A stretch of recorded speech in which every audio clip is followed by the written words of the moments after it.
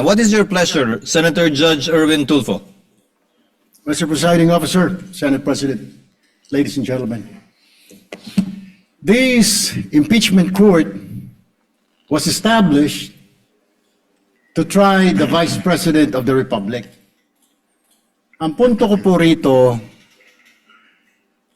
kasi napapansin ko po ilang araw na nagagamit po natin ang impeachment court, ang oras po ng impeachment court sa pagpapaliwanag. Naintindihan ko po ang posisyon ng aking kaibigan, si Senador Robin Padilla, yung kanya pong frustrations.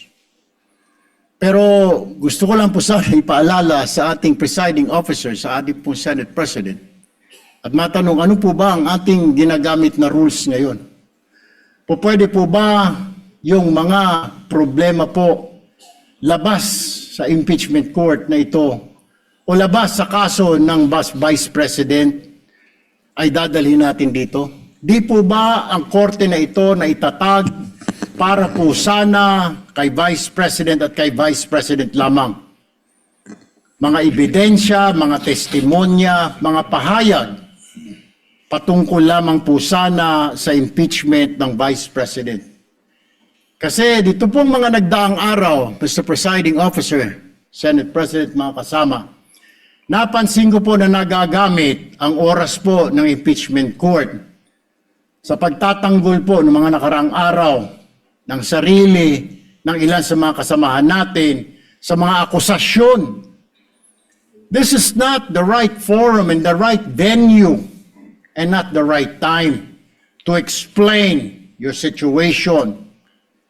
Kung gusto po ninyong mag-eksplika ng inyong mga saloobin, problema, maaari naman po ninyong gawin yan sa labas po ng oras ng impeachment court. Maaari pong sa press conference, nandyan naman po ang Senate media. Anytime po, nandoon sila sa Senate briefing room, press briefing room. Maaari din po sa Facebook o sa YouTube magpaliwanag. Huwag po nating gamitin ang oras ng impeachment court sa pagpapaliwanag o sa pagtatanggol ng ating mga sarili simula pa po noong nakaraang linggo.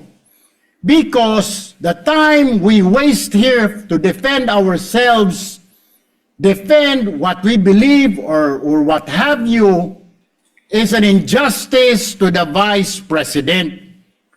Yung oras po na ito dapat ilaan natin sa pakikinig sa depensa ng Vice Presidente, sa mga akusasyon laban sa Vice Presidente, hindi po pagdidepensa sa mga sarili natin kung tayo inaakusahan ng kung anong mga ahensya, kung tayo po ay may mga kaso, may mga investigasyon.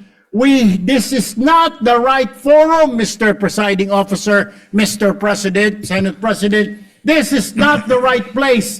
This court was established, was created, the impeachment court, for the Vice President and Vice President only. This should be her time. This should be her forum, not our forum here, na ilabas natin ang saloobin natin, mga sagot natin sa mga akusasyon, mga kaso laban sa atin. And this is not also the time, Mr. President, Mr. Presiding Officer, na hanapin yung mga kasama nating nawawala, nakakulong, dapat po doon sa Senado natin, sa sesyon natin, and not here in this court, Mr. Presiding Officer, Mr. Senate President. Kaya pakiusap ko lamang po sana, sa ating mahal na presiding officer and Senate President, let us follow the rules. May rules ho tayo. Kung hindi naman ho patungkol sa Vice President na sasabihin natin, hindi naman po patungkol sa depensa o prosekusyon ng Vice Presidente natin, then wag na ho natin payagan na magsalita pa po dito because nasasayang. Because every minute, every hour that we waste away from the defense or from the prosecution of the case of the Vice President, it is injustice. It is called injustice to the Vice President, to her family, yung anguish, yung kanyang sama ng loob, yung oras na nakabinbin ang kaso na ito. Let us do this impeachment trial as quickly as possible. If we have to clear the Vice President, then let's clear her.